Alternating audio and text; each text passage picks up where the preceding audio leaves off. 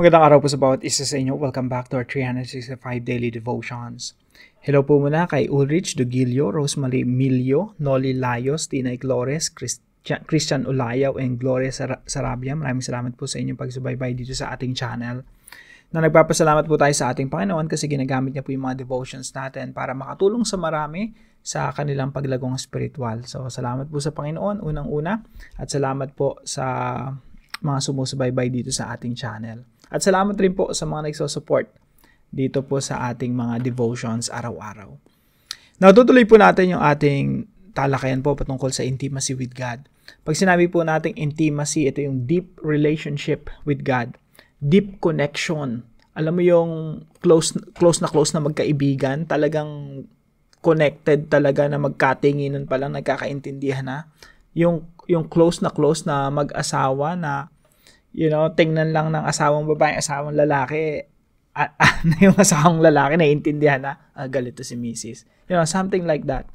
Deep connection. Intimacy with God. Na yung tatalakayin po natin, magmumula po sa John chapter 15. Mahaba po yung talata natin na ito, no? Sa-summarize ko po yung unang parte, tapos babasahin natin yung verse 10.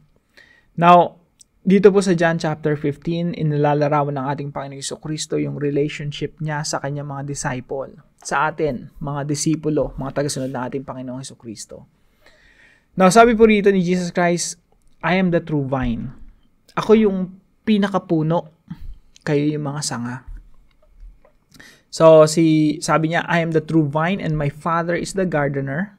Yung Diyos Ama, yung nagpuprune, naglilinis, pinapamunga yung grapevine. So sabi niya, I'm the true vine. And then dito sa verse 5, you are the branches. So kung ang relasyon natin sa Panginoong Jesucristo ay sanga, tayo yung sanga, siya yung pinakapuno, that's very intimate. Talagang kailangan mo ng deep connection with the Lord Jesus Christ. Kasi kung walang ganong connection, yung sanga na yon mababali lang or matutuyo, tapos itatapon sa apoy. Yun yung nakalagay rito eh. Sabi rito, if you do not remain in me, pag hindi ka mananatili sa akin, you are like a branch that is thrown away and withers. Such branches are picked up, thrown into the fire, and burned. Now, dito sa verse 10, sabi rito, 9 and 10, basahin po natin. As the Father has loved me, so have I loved you. Kung paano minamahal ako ng Ama, ganun rin naman, minamahal ko kayo. Now remain in my love. Manatili kayo sa aking pag-ibig. If you keep my commands, you will remain in my love, just as I kept my Father's commands and remain in His love. Sa Tagalog po, kung paanong iniibig ako ng Ama, gayon din naman iniibig ko kayo. Napakaganda, no? Kahit ito lang yung devotion natin, busog na tayo, no? Kung paanong iniibig ng Ama ang anak, ganun tayo iniibig ni Jesus. Napakatindi, no? With that same kind of love, minamahal tayo ng ating Panginoong Jesucristo. Sabi ni Jesus Christ, because I love you that much, manatili kayo sa aking pag-ibig. Paano daw tayo mananatili sa pag-ibig ng Panginoong Jesucristo? Kung tinutupad ninyo ang aking mga utos, mananatili kayo sa aking pag-ibig. Kung paanong tinutupad ko ang mga utos ng aking Ama at ako'y nananatili sa kanyang pag-ibig. Pakaganda po, ano? So, basahin po natin to, yung buong John chapter 15. Sinasabi po ito na Jesus Christ sa kanyang mga disipulo bago siya ipako sa krus kinabukasan. Kaya very po ito eh. Kumbaga, sobrang importante kay Jesus Christ na ito yung isa sa mga huling conversation niya sa kanyang mga disciples right before the crucifixion. So, yung teaching po natin ngayong umaga, Jesus is the true vine and we are the branches. Ang Panginoong Jesucristo, siya talaga yung pinakapuno. Wala tayong kwenta kung hindi tayo connected kay Jesus. No? That's our point number 2. The branches must remain in the vine in order to bear fruits. So, kung si Jesus Christ yung true vine, tayo yung mga branches. Tapos ang ina-expect ni Jesus sa atin, mamunga kasi tayo yung sanga eh. Mamumunga tayo eh. So, dito sa mga talatang ito, makikita natin na imposible kang mamunga kung hindi ka connected kay Jesus. Kasi ang bunga mo dapat katulad ni Jesus. Una, ganito po yan. Ang bunga natin, kung sino si Jesus, dapat magiging ganun din tayo. At yung magiging bunga natin, dapat katulad din ni Jesus. Kung ito ay i-apply natin sa discipleship, or yung pagdidisipulo, paglilid ng mga tao palapit sa Panginoong Jesucristo, dapat ang mangyayari niyan, kung ano si Jesus, ganun ang sanga, ganun din ang bunga. Kung si Jesus ay puno ng ubas, ikaw ay sanga ng ubas, dapat ang prutas, ubas din. No? Kailangan consistent. Ngayon, kung hindi tayo connected kay Jesus, imposible tayong mamunga. And actually, sabi ng mga talata na ito, parang we're nothing. Kaya sabi po ng verse na to, no? I am the vine, you are the branches. If you remain in me and I in you, you will bear much fruit. Magiging mananagana ka, mamumunga ka ng marami, sagana, kung ikaw ay mananatili sa puno kay Jesus. Apart from me, you can do nothing. Kung ikaw ay hiwalay sa Panginoong Jesucristo, you can do nothing. Sa Tagalog po, ako ang puno ng ubas at kayo ang mga sanga, ang nananatili sa akin, at ako sa kanya, ang siyang nagbubunga ng sagana, sapagkat wala kayong magagawa kung kayo'y hiwalay sa akin. Yung sanga na hindi connected kay Jesus, walang kwenta yan, walang kabuluhan yan. Kaya yung sinasabi rito ni Jesus Christ, verse 6, ang hindi nananatili sa akin gaya ng sanga ay itatapon at natutuyo. Ang ganoong mga sanga ay tinitipon, inihahagis sa apoy at nasusunog. Naniniwala po ako dito sa John chapter 15 na yung tinutukoy dito na sanga ay mga taong katulad ni Judas. Si Judas kasi connected kay Jesus eh. Associated kay Jesus, isipin niyo, one of the disciples. Pero from the very beginning, kahit na ang tingin sa kanya ng mga tao, one of the disciples, from the very beginning, hindi talaga siya connected kay Jesus. Siya yung tuyong sanga na itinapon sa apoy. And sabi rito, no, if you're not connected with Jesus, you can do nothing. Hindi ka mamumunga. Kaya si Judas walang bunga eh. Yung mga disciples ni Jesus na nanatili sa kanya, sila yung mga namunga ng sagana. Pati tayo kasama sa bunga nila, no, na ipasa sa ating ebanghelyo mula sa time ng mga apostol hanggang sa panahon natin ngayon. So the teachings of Christ is the sap that nourishes the branches in order to become fruitful. Pangatlong katuruan po, no? Yung mga sanga po, tsaka puno, sa loob niyan may fluid. Yun yung sap, yun yung dagta. Yung nutrients na nanggagaling sa ugat patungo dun sa puno, dumadalo yan. Yun yung sap. Now, yung sap po, yan yung pinaka-teachings ng ating Panginoong Jesucristo. Yun yung nagno-nourish sa atin, nagpapaunlad sa atin, no? Nagpapalusog sa atin. The teachings of Christ is the sap that nourishes the branches in order to become fruitful. Kaya sabi ni Jesus Christ sa verse 7, if you remain in me and my words remain in you. Ibig sabihin yung manatili kayo sa akin at yung salita ko manatili sa inyo. Ano ibig sabihin po nun? Yung mga katuroan niya. Kaya po sa verse 10 sabi niya, if you keep my commands, you will remain in my love. Kung susunod kayo sa aking mga utos, ibig sabihin yung mga teachings ni Jesus Christ. Kapag sinusunod mo, yun yung magiging nourishment mo. Kaya napakalaga na pag nagbabasa tayo ng Bible, inuunawa natin yung mga katuruan ng ating Panginoong Jesucristo, isinasabuhay talaga natin yun. Kasi yun yung magiging nourishment natin, yun ang magpapalusog sa atin, yun ang magpapaunlad sa atin bilang mga Kristiyano.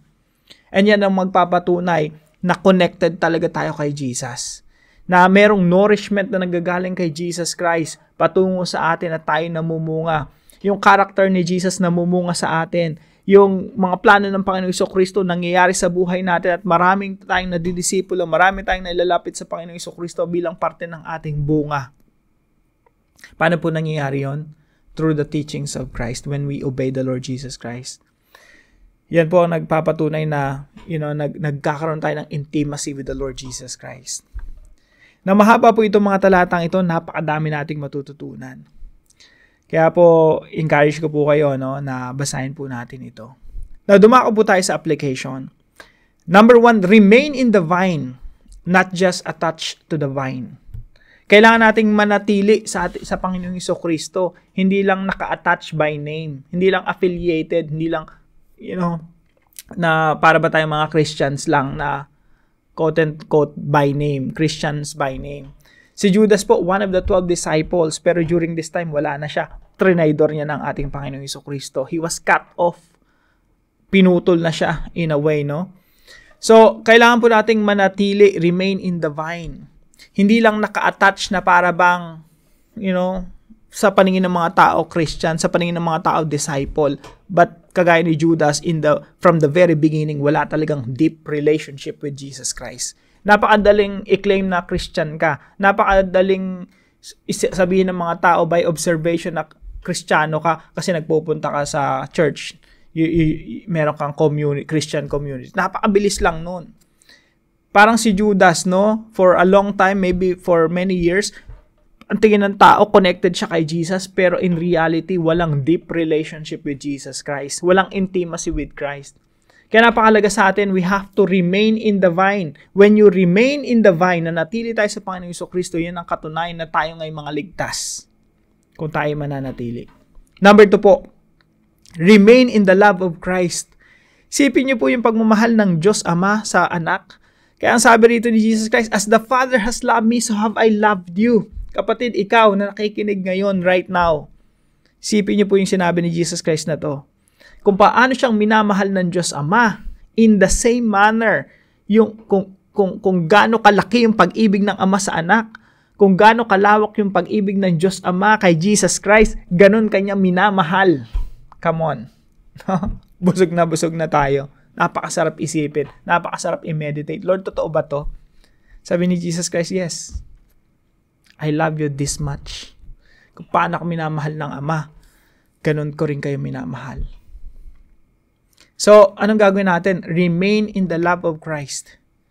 The love of Christ is not meant to be known. It's meant to be experienced. Kaya yung point natin, remain in the love of Christ, not just know the love of Christ. Magkaiba po yun. Hindi po natin kailangang malaman na mahal tayo ng Panginoong Jesucristo. It's not enough. Kailangan natin ma-experience yung pag-ibig ng ating Panginoong Jesucristo. The love of Christ is meant to be experienced. Paano po natin ma-experience yun? Point number 3, remain in the teachings of Christ. Kailangan nating manatili sa mga kautusan ng ating Panginoong Jesucristo. Kaya po sa verse 10, sabi niya, if you keep my commands, you will remain in my love just as I've kept my Father's commands and remain in His love.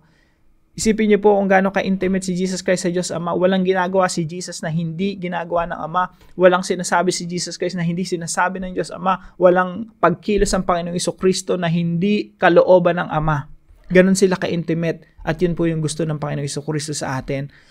Na lahat ng kilos natin, ginagawa natin, kasi yun ang udyok sa atin ng banal na Espiritu.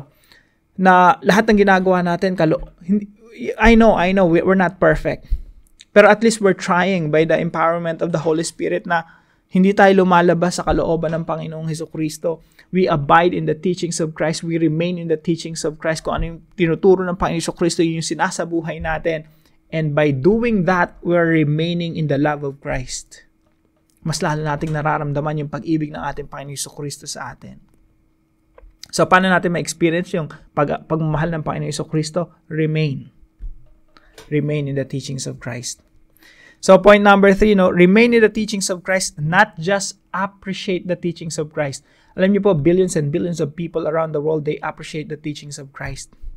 But only few remain in the teachings of Christ. Kaiba po yun eh.